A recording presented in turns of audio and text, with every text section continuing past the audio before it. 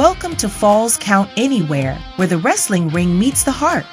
Hosted by the gentleman Jody Powell, join us as we dive into the latest pro wrestling news and rumors, from the electrifying world of WWE to the inspiring stories of wrestling for Christ. This is your all-access pass to the action, the faith, and the hope.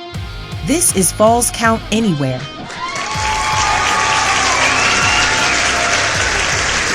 Hello, wrestling fans, and welcome to Falls Count Anywhere. I'm your host, the gentleman Jody Powell. With me, as always, is my good buddy, the mad scientist, Mike Buchanan, deep in the Buchanan laboratory. Mike, what's up, buddy? Not a whole lot. How are things over there in South Carolina for y'all? Oh, man, if it was any better, it would be North Carolina. No, I'm just kidding. No, I love South Carolina. Things are great here. We finally got a break in the heat. I'm sorry for you folks out there in Phoenix, Mike. No, you probably won't ever get a break from the heat because you're in the desert there. But yeah, and then thanks to Umberto for grabbing that hurricane and dragging it with it to the east, so that it didn't hit right here in the Carolinas on basically the 1 year anniversary of Hurricane Helene. So yeah, that would have been a bad anniversary present. It really would have, and this hurricane season we have been blessed and protected for sure. I have no doubt about that, because last year was devastating. So we're thankful not to have a repeat performance or a sequel. Right. And if it's anything like any other kind of sequels, they're going to be bad. So let's not always. But Mike, buddy, everybody wants to know what are you cooking up in the lab, man? What's going on? Well, you might have missed it, Jody. September 24th, I think it was the actual start of one of your least favorite seasons, that being fall. Yeah.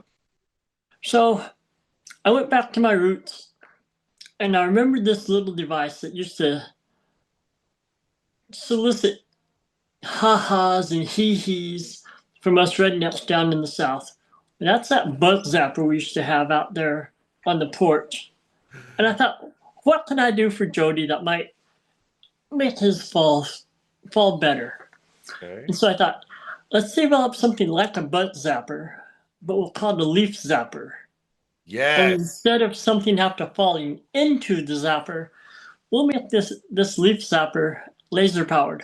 So whenever the leaf zapper detects any leaf falling from the tree, it just zaps it immediately, obliterates it, disintegrates it. Oh, brother, that is amazing. Now you have just combined everything redneck within me into some high-tech, really cool stuff. I mean, the thought of something shooting automatically something that shouldn't be there and obliterating it is speaking to my Southern soul. And now I have all kind of thoughts. So I wonder what would happen if I take the neighbor's cat and tossed it in the air. Would it detect it and zap it? Let's hope not. I'm a cat person. If your neighbor has a chihuahua, knock yourself out. Oh man, cats are only useful in Chinese food. Anyway, what? I didn't say that. We're gonna edit that out. Speaking of editing out, WWE has a lot to edit out. Well, let's talk about that, because there's been some convenient editing done to SmackDown from Fridays a week ago. It's not edited off the internet, but it's edited off of the replays of SmackDown, and that is, of course, the ending to the Jade Cargill Nia Jax Tiffy match that was the main event. And apparently WWE is so strapped for storylines, so strapped for creatives, that the only main events they can come up with are in the women's division. Those are their best storylines, which says a lot. And so, and I don't mean that as a compliment.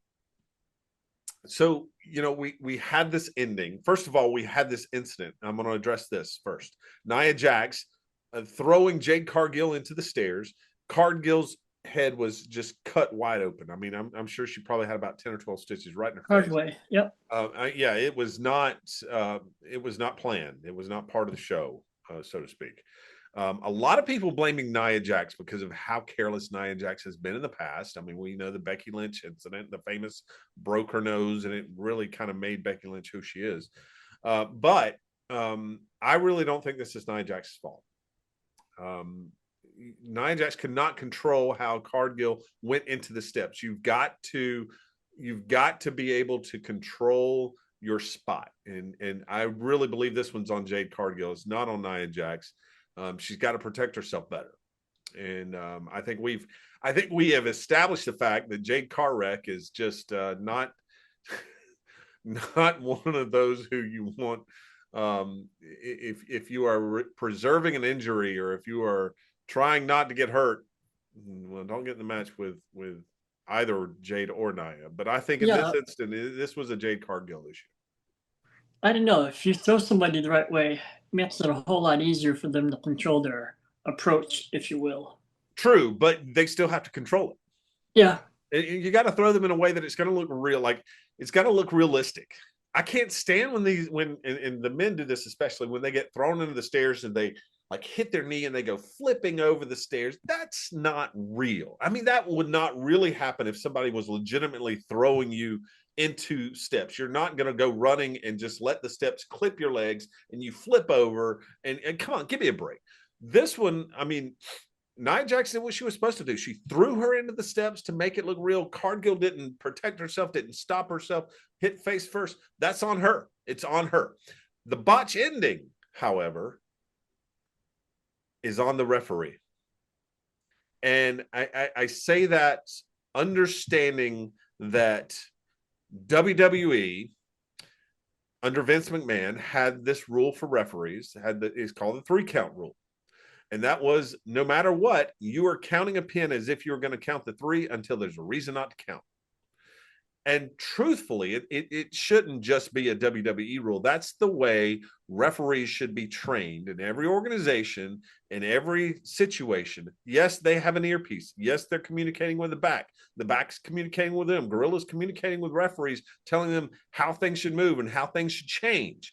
All of that is happening, and that is the responsibility of the referee to communicate that.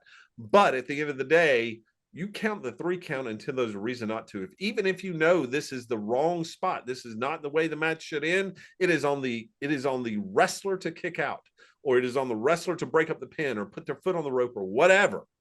That's your job. Now, at the same time, I also know or have heard or have seen interviews where WWE says they're getting rid of that rule. It's no longer, hey, refs, count out the 3.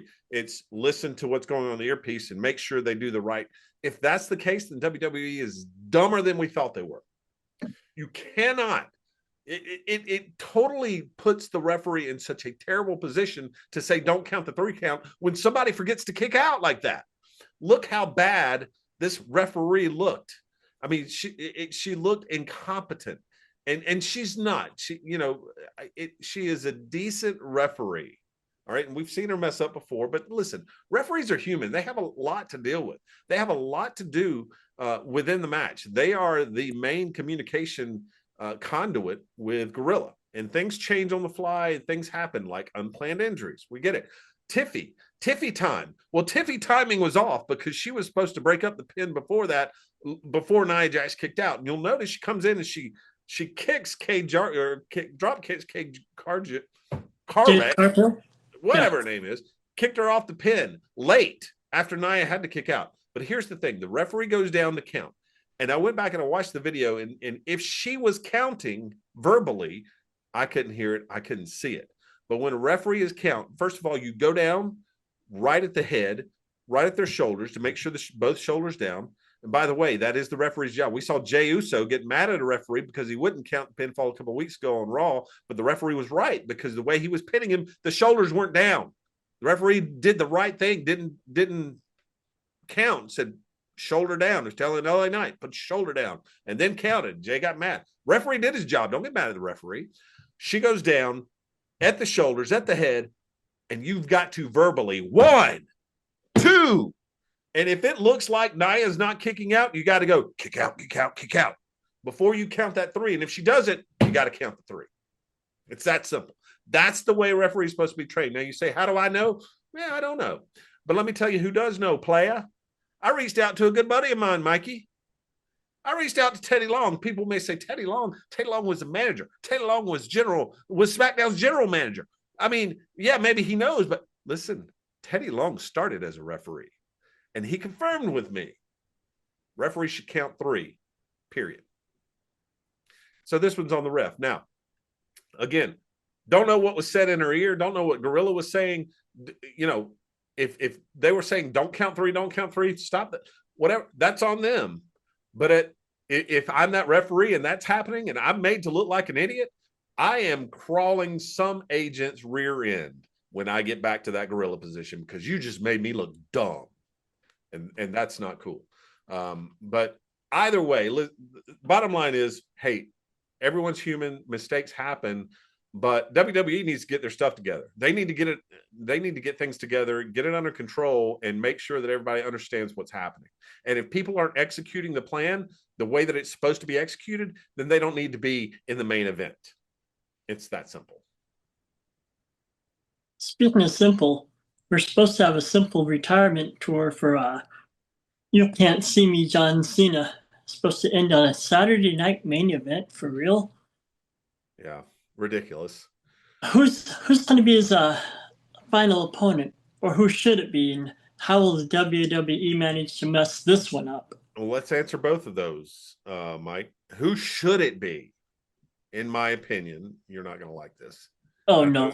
I know you said you haven't told me your answer. You said I'm not going to like yours. You're not going to like mine. Who should it be? It should be Brock Lesnar. It should be Brock Lesnar, and it should be John Cena conquering the Beast. Why should it be that? Because that puts the bow on the story. He's the one man John Cena has never been able to overcome. If you want to put the bow on the career, if you want to send him off with a grand story, if you want that Hollywood ending, it should be Brock Lesnar, and John Cena should not be dominated in that match. In fact, they should be building that now to where John Cena is doing nothing but focusing, much the way they did Cody Rhodes and Roman Reigns, about finishing his story. That's what it should be. I don't hate it. Who will it be? I don't think it's going to be Brock Lesnar. It's a possibility, but I don't think it will be. I think it's actually going to be Cody Rhodes, and I think Cody Rhodes is going to send John Cena out with a loss. Kind of the way Michaels did with Flair. See, I think that to be like a Randy Orton is maybe who it should be. I could see that. Now, here's where you'll really hate it. I warned you about this, brother. All right. Who his final opponent will be? Do you remember WrestleMania this past year? Where he gets the belt off of Cody? Yep. Remember that little twerp that interfered on his behalf? Oh, Travis Scott? That comes full circle. He goes from heel with Travis Scott assisting him to babyface, where he lays Travis Scott out for costing the wrestling fans what should have been a great WrestleMania main event. Travis Scott, John Cena, and Cena wins. There you go. Told you you'd hate it. I do. With a passion. I knew. If they do that, I know. I'm done. I warned you. If they do that, we will. I promise you, Mike, if WWE does that, we will never talk about WWE on this show ever again. Mark it down. Mark the tape. I mean it. And here's one caveat. I'm going to put an asterisk on who should it be. I also think, I don't think it should be his final opponent, but I do think at some point Cena should have been facing The Miz. Could have built that up too. And I know Miz is not too happy about the fact that he's not on the tour. He's the one who beat John Cena in WrestleMania and brags about it. Miz is so wasted on that. They waste him so. Anyway, that is a segment for another time, my friends. Something else we're going to talk about probably next week because we are way over on WWE time. But we're also going to talk about the return of Chad Gable, the eventual return. How should that be handled? Let's talk about that next week, Mikey. Let's tease everyone. We're going to talk about the return of Chad Gable and how it should be handled, and probably how it will. But fans, and when we come back from this break, We're going to talk about what debuted on Abundant TV Saturday night. Battleground, EPW. Stay tuned. Hello, wrestling fans. The gentleman Jody Powell here, and you may be wondering, where in the world did WFC go? Right here. We're on YouTube, our very own channel at Wrestling for Christ WFC. I want you to open your YouTube app. I want you to click on the search function. Type in Wrestling for Christ WFC, all one word, and boom, that's exactly what you'll see. Smash that subscribe button so you'll be notified when new episodes of Saturday Night Praise and Power Hour are loaded up to YouTube. Also coming soon are going to be exclusive interviews, promos. I might even cut a promo myself. Talk about how Dilly Dollar swings a chair like a girl. All this and more coming up, fans, right here on our YouTube channel. Check it out. Wrestling for Christ, WFC, every episode ever made of Saturday Night Praise and Power Hour, right there at your fingertips. Check it out. Well, welcome back, fans, to Falls Count Anywhere. And Mike, we had a great guest last week on Falls Count Anywhere, Mr. Kyle Pankanine, who is the director and general manager and many other titles that he outlined this past Saturday night when Ephesians Pro Wrestling debuted on Abundant TV. Saturday Night Battleground, 6 p.m. every Saturday night. Their debut this past Saturday was a great look into the workings of Ephesians Pro Wrestling, who's involved, what they're about. And the great thing about this coming away from it, Mike, is that I felt like there's a continuity here with EPW in that this is a way to utilize professional wrestling to spread the gospel of Jesus Christ, much the way that the WFC does. And so it's a wonderful thing to see a continuity in that, because it's not just wrestling. And you got that sense when you watched that entire documentary last Saturday night. And every Saturday night's not going to be that. And listen, they've got some great talents. I'll tell you a couple of guys that I'm really, really looking forward to seeing and meeting, hopefully one day. Dewey Declan. I'm excited about meeting Dewey Declan. He caught my attention, Mike. I like that. Ryan Hart is another one. Ryan Hart, who also involved in the leadership of this, trained at Ohio Valley Wrestling back when OVW was a feeder to the WWE. So no relation to the Hart family, I should say, right? No, not Okay. that I'm aware of. But Ryan Hart, looking forward to seeing what he can do in the ring as well. And HBO, the Hillbilly Outlaw. Listen, I like that, man. Anything that has hillbilly in it, I like that. Reminds me of Hillbilly Dusty Jim? Money. Well, Hillbilly Jim, but Dusty Money, who we've seen in WFC. You know, I love Dusty Money because where he's from, the hills with the stills. listen, he must be neighbors with some of my family, because I think I've got family from the hills and the stills. You know what I'm saying? Oh yeah. That's just kind of the way it is. But yeah, looking forward to EPW, Ephesians Pro Wrestling. You saw Mr. Kyle on here last week with us on Falls Count Anywhere. If you didn't see that, then go check it out on our YouTube channel at Falls Count Anywhere on YouTube. In fact, you can see all of our episodes on our YouTube channel. How about that for a plug? But Ephesians Pro Wrestling, you know, it was a great insight into what they do, about who they are, based right there in Rockwell, Texas, right outside of Dallas, right in the heartland. And this is going to be good old-fashioned Texas old-style wrestling. You know, think back to the Von Erich's days and just Texas wrestling, just hard, stiff. You know, these guys don't mess around, so it's going to be a good show. They've got a lot of things planned. I can't wait to see particularly those three talents, but all of the talent with EPW in the ring, including Mr. Kyle whenever he's back from a little injury that he suffered. He's coming back first of the year. So check out EPW Battleground on Abundant TV this coming Saturday at 6 p.m. And another thing you need to check out, fans, right after the break, our favorite part of the show, Finding Tomorrow. Stay tuned.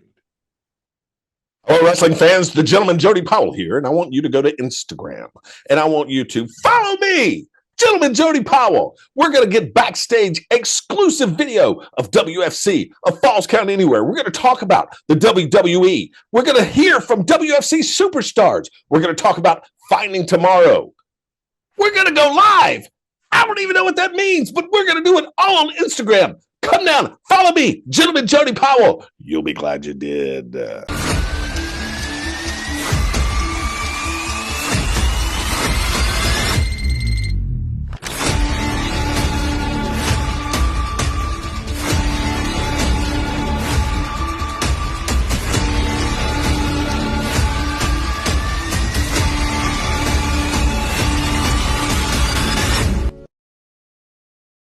Hello, wrestling fans. The gentleman Jody Powell here, and you may be wondering, where in the world did WFC go? Right here. We're on YouTube, our very own channel at Wrestling for Christ WFC. I want you to open your YouTube app. I want you to click on the search function. Type in Wrestling for Christ WFC, all one word, and boom! That's exactly what you'll see. Smash that subscribe button so you'll be notified when new episodes of Saturday Night Praise and Power Hour are loaded up to YouTube. Also coming soon are going to be exclusive interviews, promos. I might even cut a promo myself. Talk about how Dilly Dollar swings a chair like a girl. All this and more coming up, fans, right here on our YouTube channel. Check it out. Wrestling for Christ, WFC, every episode ever made of Saturday Night Praise and Power Hour, right there at your fingertips. Check it out. Welcome back, viewers, to our favorite part of the show, Finding Tomorrow. Now, in Finding Tomorrow this time, we're going to take a step backwards a little bit, just to make sure that our loyal listeners have been paying attention to. No more Armor of the Lord, not directly anyway, but hopefully y'all have heard Jody or me, or both of us over the last year or so, talked about how whether it's us, whether it's your local pastor, your favorite TV personality or internet personality, or heaven forbid, YouTube or TikTok, don't just take what people say at face value. Read the Bible for yourself. Take a physical Bible, not just, I can't show you my phone because I'm using my phone to do this, but take a physical Bible to church with you. Make notes in it. Go home. Take notes in the bulletin if they give you a bulletin. And study what's being taught to you by yourself. With AI, and we all know how I feel about AI, I think. If not, I'll get through that in a little bit later. Not tonight. But Jody, you had a TikTok. I believe you said it was today that kind of really spells out the importance for doing this, didn't you? Yeah, I did, Mike. So I am much more of the TikTok AI Google internet user than I think you are. And so yeah, I scroll TikTok, and it's a guilty pleasure sometimes. Sometimes it's a valuable one, like today, in that it showed me how we should not view scripture. Sometimes scripture is so important. Context is so important. It's so important to read not just one verse and make it. Anybody can take a verse out of the Bible and make it say what they want it to, or imply what they want it to mean. And I saw this today, Psalms 46:10, which actually says, "Be still and know that I am the Lord." Now, some translations will say to stop striving, which I don't like. I really don't like those translations. You have to also be careful of translations as well. And we're going to do a Finding Tomorrow on biblical translations in a future date. So definitely tune into that. But what this particular one did, it listed Psalms 46:10. And what caught my attention was what was under it, Mike. It said, do not try, do not strive, do not fear, because God is going to bless you and give you all kind of give you everything that you've ever wanted. all of the blessings that you have been asking for, you will receive. This is what it says in Psalms 46:10. So stop striving. Stop trying. Stop trying to earn these things. God's going to give them to you. It was such a blasphemous prosperity gospel teaching. And it really caught my eye because, you know, I knew Psalms 46:10. It's one of those verses that a lot of people know. But if you didn't know it, let's say you didn't memorize that verse. Let's say that's not one you have in your arsenal of memory bank. Read what was under it. It's completely anti-scriptural. There's nothing to validate what was being said. And that's what made me go, wait a minute, Psalms 46:10, isn't that? And then I went to my Bible and I looked it up, and yes, it was. Where in the world are they getting this?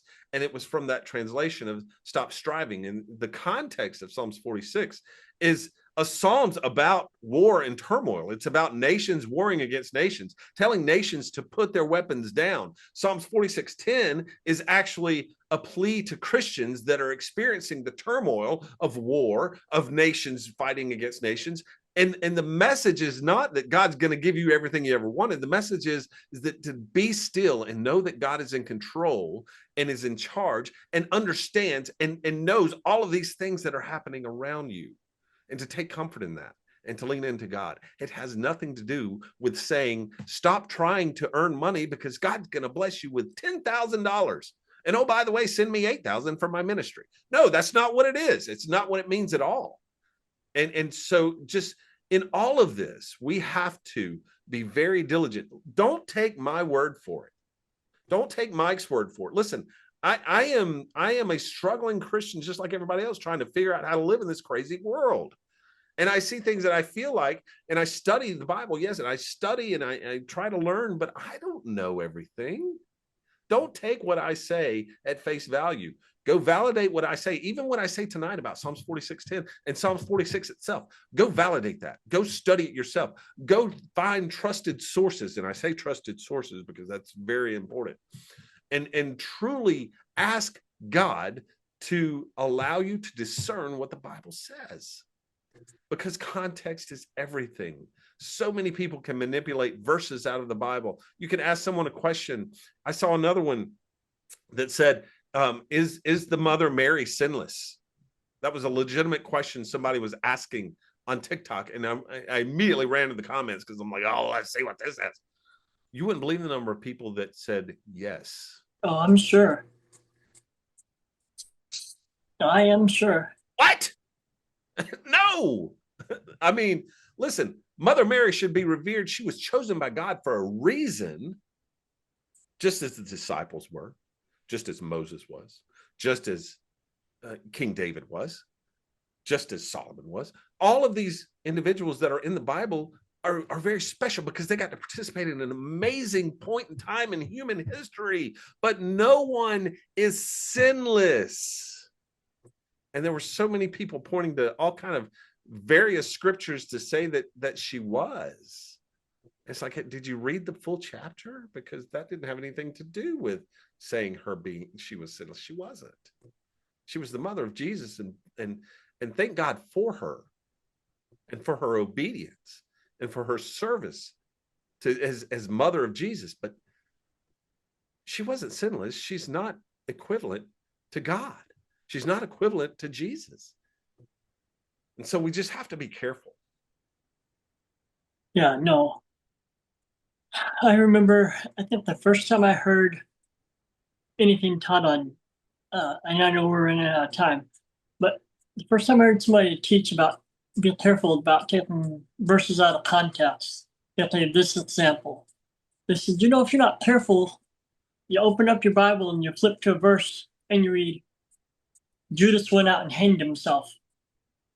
And you close it and you flip up into another verse and it says, go thou and do likewise. Very true. Expect the Lord to teach you what you need to be taught. Yep. And do your due diligence. Yep. If you have questions, ask the Lord. He will answer you. That's the whole be still and know that he is God. There you go. I really want everyone to also be still and know that Coming up next, it's The Clash with Chris Whaley and Jeff Dixon right here on Abundant TV.